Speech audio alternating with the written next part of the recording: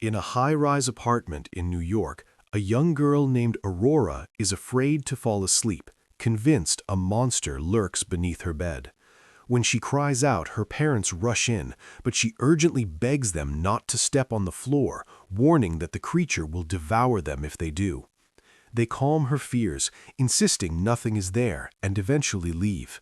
Still too frightened to rest, Aurora chooses to sleep outside her room.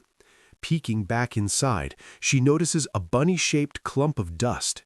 Shutting her eyes, she makes a wish, and a glowing firefly suddenly appears. Intrigued, Aurora follows the firefly through the apartment building until it leads her to a mailbox. Spotting the owner, she begins to trail him. He steps out of the elevator, and she quietly follows, realizing he is her neighbor. Later that night, she secretly follows him down a narrow alley. When he senses someone and turns suddenly, Aurora hides just in time.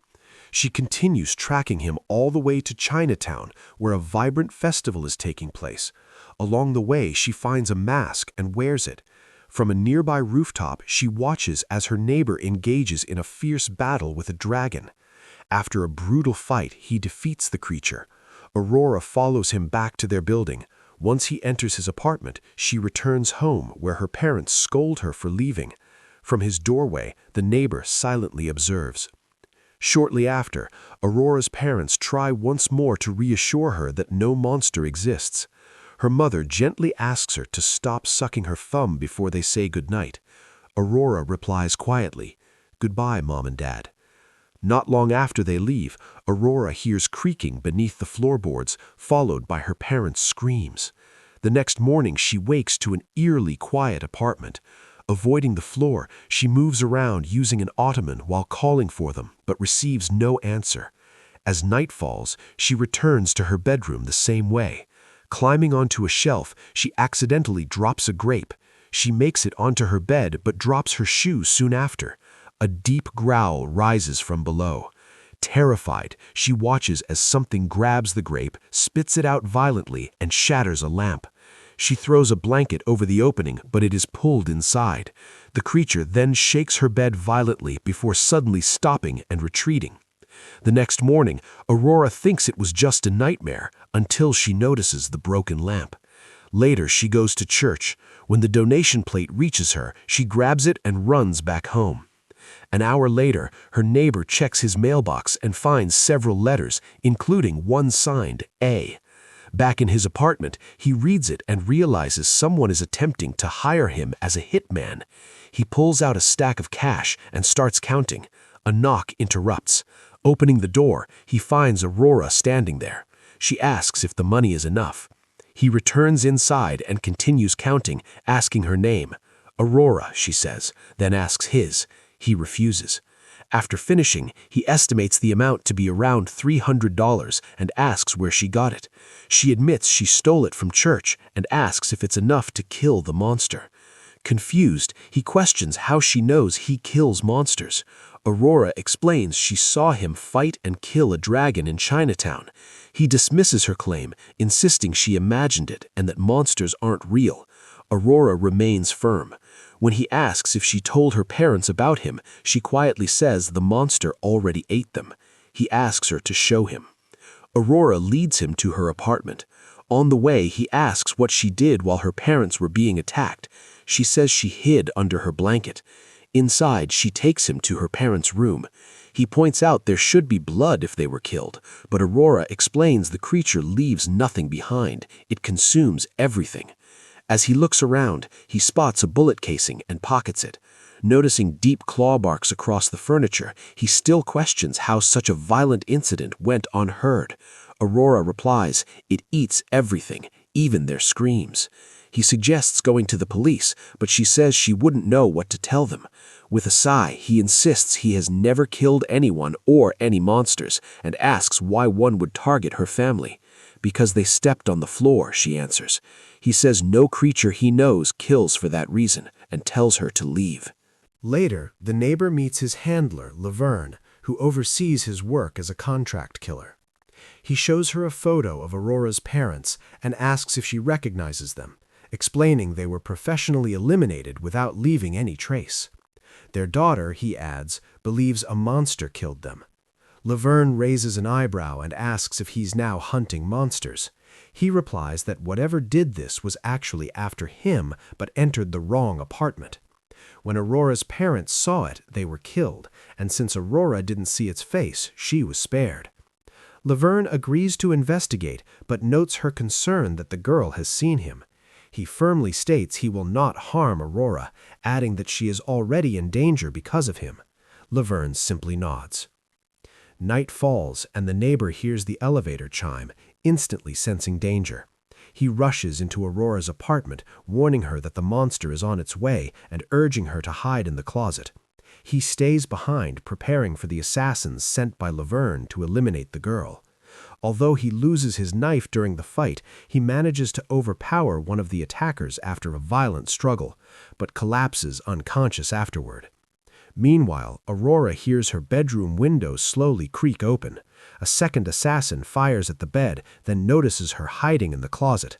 As she braces for the worst, a deep growl fills the room, followed by the horrific sounds of the creature consuming the intruder. Sometime later, the neighbor regains consciousness and rushes into Aurora's room, asking if she is okay. She nods. When he asks if someone else was there, she nods again. Assuming the second attacker escaped through the fire escape, he is corrected when Aurora calmly says the monster ate her. Puzzled, he questions why the creature hasn't attacked him despite standing on the floor. Aurora quietly replies, "It's eating right now." He checks the hallway and looks under the bed but finds nothing. He then pulls out suitcases, drags the dead body into the bathroom, and prepares to dispose of it. As he gets ready to cut it apart, Aurora startles him by asking what he's doing. He explains that draining the body will make the process cleaner. She asks why it's necessary, and he tells her he needs to get rid of the body. Aurora suggests leaving it in her room for the monster, but he refuses. When she asks to watch, he firmly declines. After finishing, he invites her to help wrap the remains, and she agrees. Curious, she asks who the man was. The neighbor replies that he was a killer. When she wonders if the man came to kill the monster, the neighbor bluntly corrects her. Her parents were murdered, not eaten. Aurora then asks if they were also cut into pieces. He denies it and insists there was no dragon in Chinatown, only men. He explains that her parents were killed by people targeting him. Aurora rejects his explanation, believing he is only trying to comfort her, and insists a monster is responsible. Suddenly, someone knocks at the door. The neighbor opens it to find a woman introducing herself as Brenda from Child Care Services, claiming they had an appointment. He brushes her off, saying it's not a good time, making a casual remark about how challenging parenting can be. Brenda agrees, adding that fostering is even more difficult. Thinking quickly, he pretends to be Aurora's foster parent, saying they are the first family she's had since the incident. Brenda corrects him, stating they are actually the third. Caught off guard, he fakes illness and promises to reschedule before closing the door. Once she leaves, he realizes she was clearly not a real social worker. At the same time, Brenda informs her partner that the man is not Aurora's guardian. The neighbor asks Aurora if this is truly her third family. She confirms it, explaining that the monster devoured the others. When he asks where the monster came from, she simply says, "I wished for it on a shooting star, just like I wished for you to kill it." Confused, he asks why she would wish such a thing. Aurora admits her birth parents were cruel, though she later regretted her wish. When he asks about the others, she says some were kind but confused. He wonders why the monster would take the good ones, and she explains that it wants to eat her too because she believes she is wicked and undeserving of a family. The neighbor gently reassures her, saying he has seen truly evil people and she is not one of them. When he asks where the creature is now, Aurora explains that it hides under her bed during the day and comes out at night. She pleads for his help. He asks if she ever wished it away, and she says she tried, but nothing changed. He then asks where she would go if the monster were gone, and whether anyone would miss her. She quietly says no. Everyone who might have cared for her is gone. She then asks if anyone would miss him. He doesn't answer. Aurora softly adds, that she would. That evening, the neighbor meets Laverne at a restaurant, carrying 2 suitcases. He explains that one holds the assassin's body and the other contains the girl. Laverne assumes the assassin killed the child and that he eliminated the attacker, which he confirms. She mentions sending 2 assassins, but he only encountered one who attacked him. Laverne insists they weren't sent after him and asks if he provoked them. He admits he might have. She shrugs, saying she was only trying to help by removing a witness. He thanks her. Laverne then reveals she investigated Aurora's parents and discovered they were foster guardians, something he already knew. When he asks about her biological parents, she explains they abandoned her and suggests there's a pattern, hinting that Aurora herself might be the problem. She also warns him that the men he fought in Chinatown were part of a powerful syndicate now seeking revenge. At that moment, Aurora approaches. He scolds her for leaving the apartment, and she says she thought he wasn't coming back. Laverne invites her to sit beside her, but Aurora chooses to sit next to him instead. She asks if he was planning to leave her. He replies that he never promised otherwise. Aurora reminds him that she hired him and paid him. Laverne sharply interrupts, dismissing Aurora and telling her to be quiet, adding that in some cultures, children are not even considered people. She then suggests to the neighbor that his actions may stem from unresolved childhood trauma.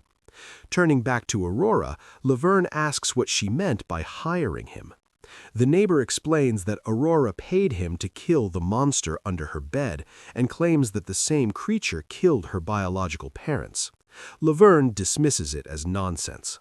Aurora insists the girl who entered through her window was eaten as well. The neighbor clarifies it was the second assassin. Laverne coldly warns Aurora that if she wants to survive, she should leave immediately, or she will be killed. Later, the neighbor brings Aurora to a restaurant in Chinatown, where a man watches them from afar. During their meal, Aurora asks him to become her father. He declines, pointing out that none of her previous fathers survived. He explains that they barely know each other and that what she feels isn't real, it's just her mind filling a void. He shares that he once believed his own mother was beautiful, even though she wasn't, because that's what his mind chose to see. At that moment, the man who had been observing them approaches their table and asks if Aurora is his daughter.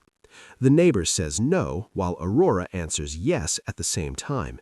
The man calmly warns that whether or not she is his daughter won't change what's about to happen. As they leave, he and his men begin following them closely. Later, at the neighbor's request, Brenda visits Aurora's apartment. He apologizes for turning her away earlier. Aurora immediately warns Brenda not to step on the floor, but the neighbor tells her to ignore it, explaining that Aurora believes a monster wiped out her entire family. He then shuts the door. Aurora retreats to her room and hides beneath a protective blanket the neighbor made for her. The neighbor then tells Brenda that they are all in danger. He reveals that Aurora's family didn't simply vanish, they were killed. He admits he isn't her guardian, only her neighbor, and that he lied out of panic when Brenda first arrived. He says Aurora truly believes in the monster, and while it sounds impossible, he doesn't think she's lying, perhaps just delusional. He urges Brenda to call for backup, warning that whatever she described may have followed her home. Brenda contacts her team and tells them to move in. The doorbell rings again. This time, Laverne stands outside. She scolds him and tells him to leave, warning that several men downstairs are waiting to kill him. He calmly replies that everything is under control, revealing that FBI agents are already inside and calling for reinforcements, while he poses as a concerned neighbor. Laverne laughs at his plan. He insists that he has set things up to frame the Chinese syndicate for the killings so he can finally escape them. Laverne argues that Aurora still needs to die. He gently kisses her hand and goes back inside, telling Brenda that the visitor was just a concerned neighbor. Brenda then reveals she is with the FBI and has been investigating the disappearance of Aurora's families. The neighbor pretends to be surprised. Brenda explains that a strange clue was found at Aurora's biological parents' home, an open bottle of thumb-sucking deterrent left on her bedside. Someone had been applying it to her fingers before they disappeared, along with the brush. That same brush was later discovered beneath the floorboards under Aurora's bed. The neighbor suggests that perhaps the creature spat it out because of the deterrent. Suddenly, gunshots ring out. They rush into Aurora's room, where she screams at them to get off the floor. They immediately obey. The neighbor tells her to stay put as they move toward the front door. Armed gang members burst in, firing wildly. Brenda is shot and collapses, and the neighbor drags her to safety. Believing her gun is empty, he searches for extra ammunition and is shocked to realize she's still alive. Outside, the attackers continue advancing. In the bathroom, the neighbor hears a low growl coming from beneath the floor. He quickly steps off and tells Brenda to do the same. As the gang approaches Aurora's room, they come face to face with the monster. Panic erupts as they open fire. During the chaos, the neighbor searches a drawer, finds the thumb-sucking deterrent, and pockets it. Moments later, one of the attackers is violently thrown into the bathroom, where Brenda finishes him off. The remaining men try to stay off the floor by clinging to walls, but one drops his weapon and, while reaching for it, is instantly dragged under and devoured. Back in the bathroom, the neighbor and Brenda push a corpse into the hallway, where it is immediately consumed. Just then, FBI agents storm in, ordering everyone to the ground. The survivors desperately warn them not to touch the floor, but the agents ignore them. As they move forward, Brenda identifies the neighbor as the concerned resident. Moments later, the agents step into the hallway. Brenda urgently tells them to get off the floor, insisting something is beneath it. But it's too late. One by one, they are dragged under and killed. Amid the chaos, the neighbor survives and calls out to Aurora, telling her to prepare to escape through the fire escape. But before he can reach her, the creature pulls him beneath the floor. The next morning, Aurora wakes to see him crawling back out from beneath the floorboards, saved by the deterrent. At that moment, Laverne enters, intent on killing Aurora. The neighbor urgently tells her, "Mom, get off the floor." Enraged, she snaps at him for calling her that, only to be dragged under and devoured moments later. As Aurora and the neighbor prepare to leave, the monster blocks their path. It becomes clear that it never intended to harm Aurora. The neighbor finally understands and tells her the truth. The creature belongs to her. She created it with her wish, and now it is part of her life. Aurora quietly accepts this.